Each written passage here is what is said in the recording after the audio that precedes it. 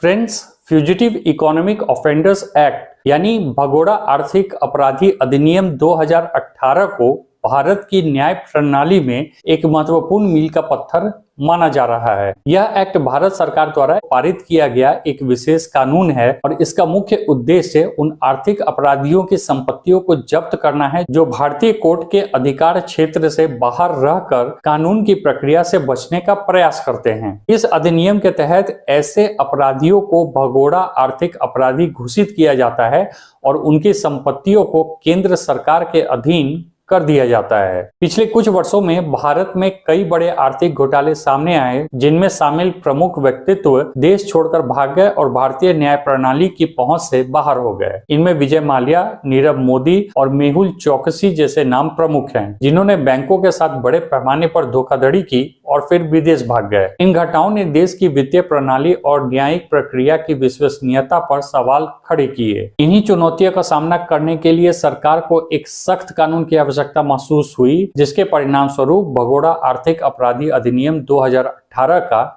निर्माण हुआ। इस अधिनियम के तहत भगोड़ा आर्थिक अपराधी वह व्यक्ति है जिसके खिलाफ किसी आर्थिक अपराध के लिए गिरफ्तारी वारंट जारी किया गया है और जो भारत से बाहर है या भारत में रहते हुए कोर्ट में उपस्थित होने से इनकार करता है। ईडी या किसी अन्य लॉ एनफोर्समेंट एजेंसी द्वारा विशेष न्यायालय में एक आवेदन प्रस्तुत किया जाता है, जिसमें आरोपी को भगोड़ा आर्थिक अपराधी घोषित करने की मांग की जाती है। फिर विशेष न्यायालय आरोपी की भारत में या विदेश में स्थित सभी संपत्तियों को जब्त करने का आदेश दे सकता है, चाहे वे संपत्तियां अपराध से संबंधित हों या नहीं। अधिनियम के लागू होने के बाद से ईडी ने कई मामलों में कार्रवाई की। विजय माल्या को भगोड़ा आर्थिक अपराधी घोषित किया गया है और उनकी संपत्तियों को जब्त करने की प्रक्रिया चल रही है। नीरव मोदी और मेहुल चोकसी के खिलाफ भी इसी अधिनियम के तहत कार्रवाई की जा रही है। हालांकि इस अधिनियम के एग्जीक्यूशन में कुछ चुनौतियां भी सामने आई हैं। अंतर्राष्ट्रीय न्यायिक सहयोग की कमी,